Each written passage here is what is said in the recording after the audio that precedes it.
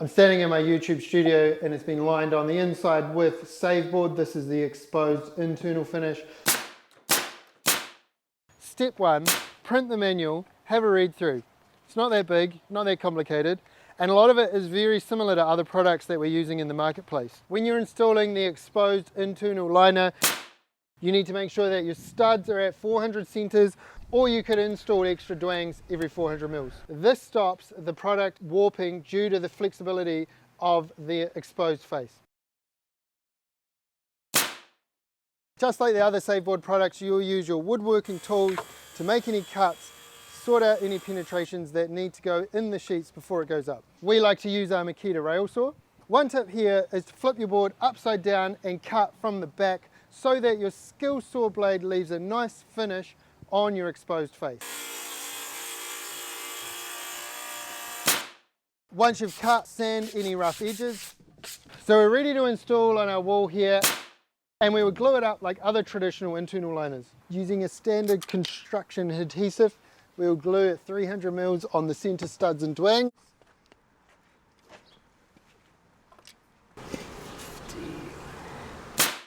We like to mark our board out on the ground before we install it.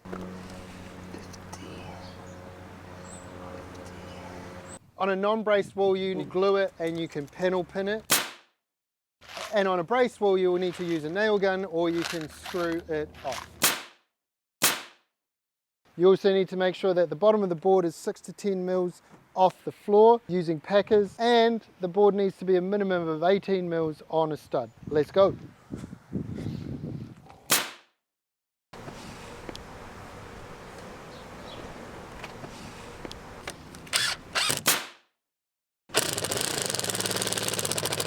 One thing we've learned with the screws is you go in, go out, and then go back in, and you get a really nice finish on the face.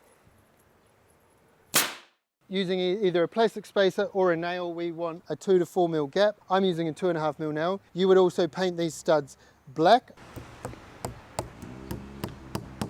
This board here we're going to brad with panel pins, assuming it's a non-braced wall. A little bit faster, a little bit easier. Let's go.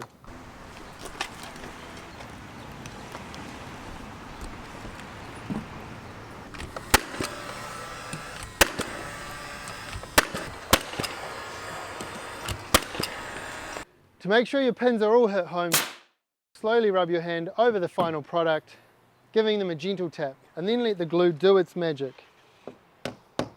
On my installation, I've gone for a negative detail.